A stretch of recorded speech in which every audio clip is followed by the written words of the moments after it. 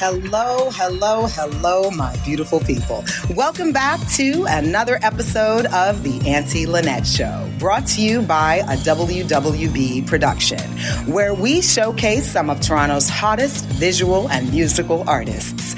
I am your host, LWB. Today, you can find copies of your podcasts on Apple Podcasts, Spotify, iHeartRadio, Google Play, and Spreaker.com.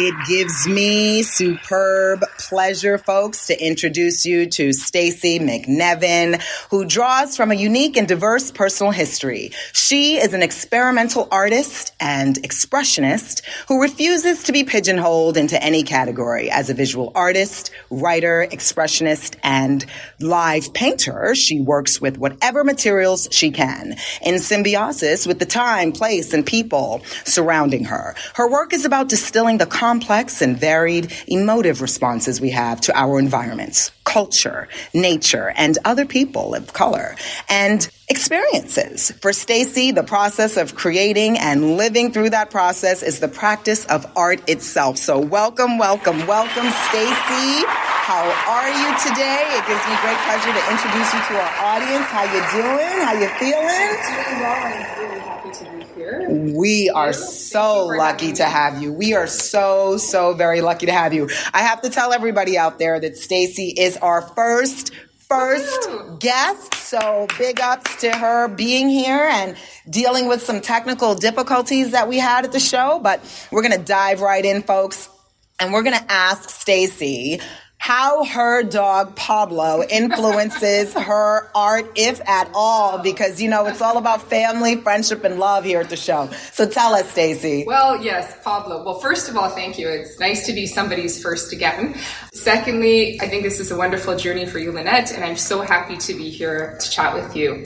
With respect to Pablo, I'd like to say he's inspirational, but really his inspiration comes in what kind of trouble he causes and where that kind of leads my attention, which is great.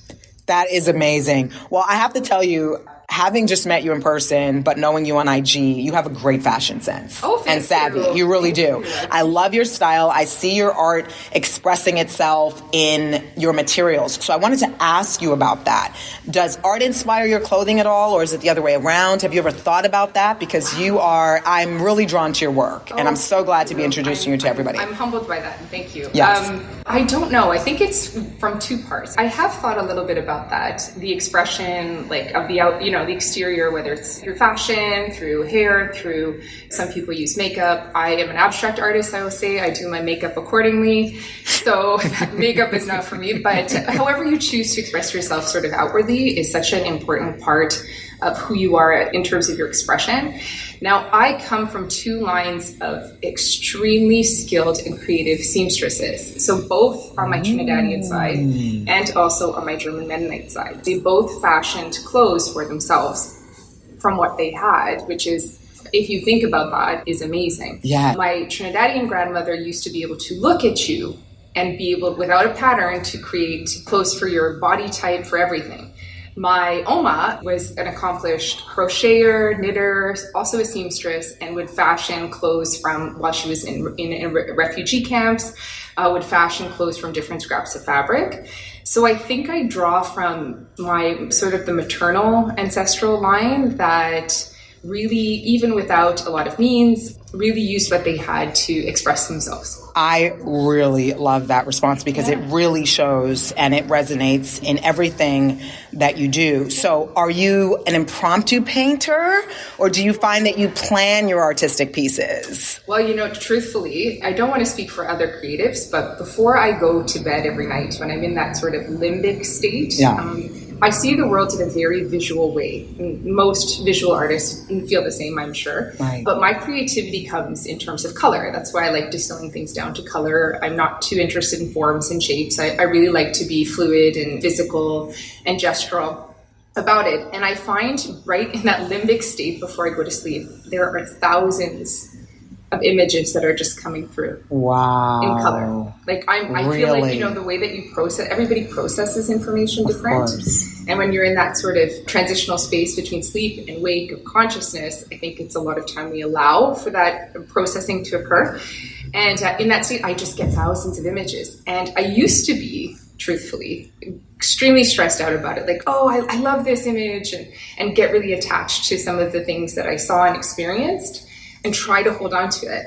I realized when I tried to find a way to capture that in that point in time, I lost some of the fluidity. So what I chose to do is to let it all sort of seep into my consciousness. And then when I approach the studio the next time, it may not look exactly the same, but whatever is left is sort of meant to come out. I really love that. That's remarkable. And I'm really glad you brought up your gallery because it's a great place of community, I've noticed. Yeah, thank you. And I wondered how you are inspired by other artists around you, because I see that you've created this amazing space for you all. Thank you. So tell us about that. Esperanto was a language. Esperanto, I won't bore you with all the details, but it's an auxiliary language that was kind of created by a man named Zamenhof. And what he wanted to do was to give people a secondary auxiliary language by which to speak to one another. So amazing. You would have English, you would have French, you would have, Swahili, whatever it was, but you could come together and speak this language.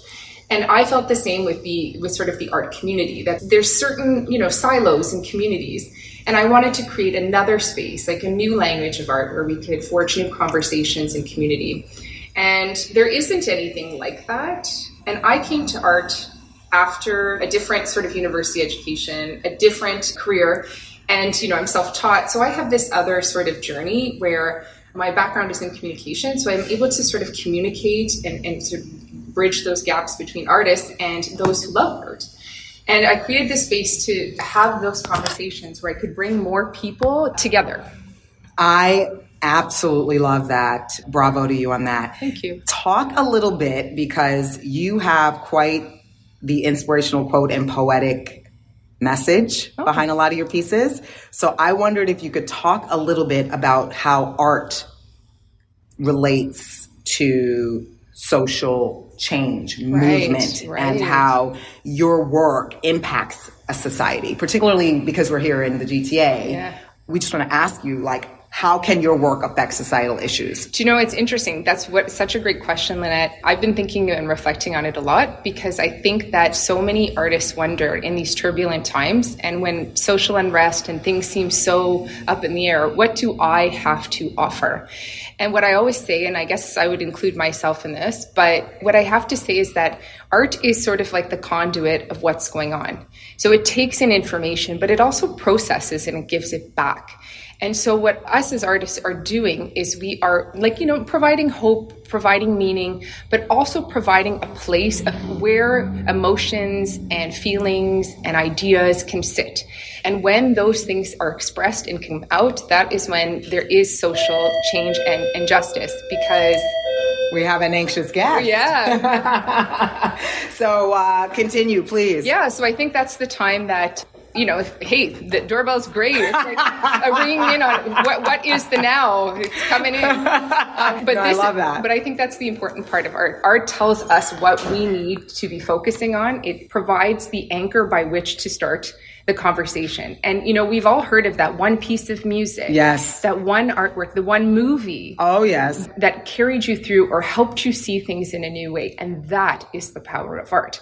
That is the power to give people new ways of thinking, to give people new ways of discussing things. And I think that's what's important for all artists, myself included. I happen to do things in a very colorful visual way. Yes. But other people do art in different ways, and it's all essential right now. Like right now, we need everybody's art. No, absolutely. Like you and I talked. Up. No, you're absolutely right. Powers up, let's go. You are right, and it is influential. And as you and I spoke before you sat down, we were in the middle of TIFF. I saw Viola Davis's The Woman King, and I can't tell you how in all of my decades on this planet, you and the audiences will have never seen anything like this. And I knew as an audience member, to your point, that it's influential and transformational and impactful in a way that we've never seen.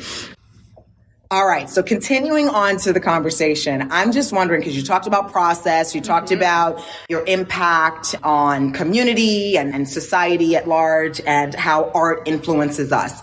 But I wonder how you're inspired, the people that inspire you. Everything inspires. Because you talked about your dreams and color, and it's all around you. I mean, I'm so blessed to know you because I can feel that from you.